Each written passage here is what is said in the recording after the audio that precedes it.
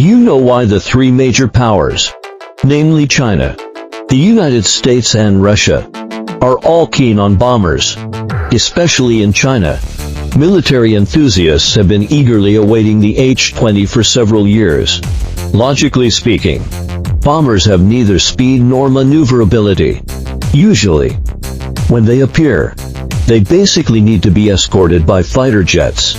Although they are called bombers, their payload is not much more than that of ordinary fighter jets. At most, it is about 2 to 3 times more. Only the Russian Tu-160 is relatively more powerful, with a payload that can reach 45 tons. However, such payload is obviously unable to turn the tide of the war in modern warfare.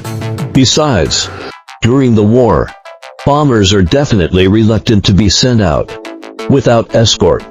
They are like flying targets. If they have escort, it's not as efficient as directly using fighter jets to engage in combat. So, in my opinion, bombers can only be used for deterrence before the war or for mopping up after the war. Don't you think so? Then why does China still develop bombers? Here we need to make a distinction. In the past, bombers might have been the real kind. That is, the kind in our inherent concept where bombers fly over the enemy and drop bombs vigorously.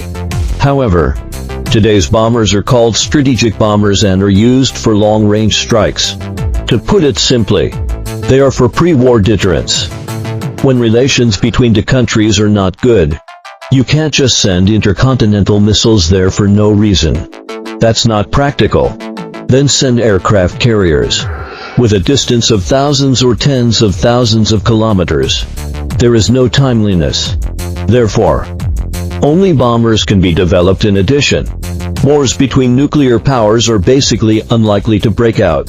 So, as a vehicle with a long range and timeliness, bombers are very suitable for being annoying. After all, there is another possibility for wars not to break out. That is, instant annihilation. You can't guarantee when bombers might suddenly launch a few nuclear bombs. It would be too late to regret. And if you launch an attack on bombers without authorization, it means initiating a war. Therefore, in plain words, the development of bombers is to seize the initiative in war.